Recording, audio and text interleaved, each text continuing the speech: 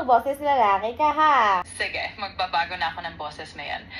Sabihan mo lang ako kung may iba ka pang gusto. Ready na ako para sa prank.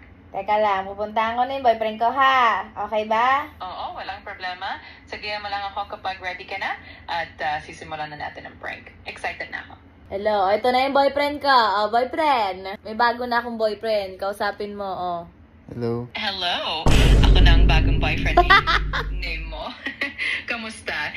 Sana masaya ka sa pagbabagong ito. Be, ang babo mo. Oo, sabi ko, magboses lalaki ka. Anong boses yan? Ay, pasensya na. Baka medyo hindi pa perfect yung boses ko. Subukan ko ulit.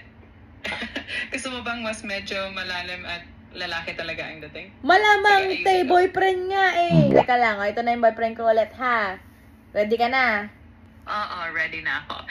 Pasensya na sa kalokohan kanina. Sige, handa na ako para sa prank. Be, parang ako yung pinaprank mo, be. Huwag ganyan, ha? Ito na yung boyfriend ko. Teka lang. Be, ayan na. Sige. Ayan na si Be. Hello? Ayan na yung Sino bago ka? kong boyfriend. Sino ka? Hello, ako na ang bagong boyfriend ni name mo. Nice to meet you. Sana ay maging... Be! Niname mo? Be! Ang babo mo!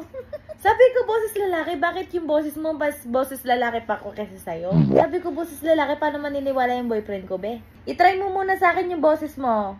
Sige, heto na. Medyo lalakihan ko na ang boses ko. Sana mas mukhang lalaki na ang dating. Kung may iba ka pang gusto, sabihin mo na. Puta na mo, ano yan?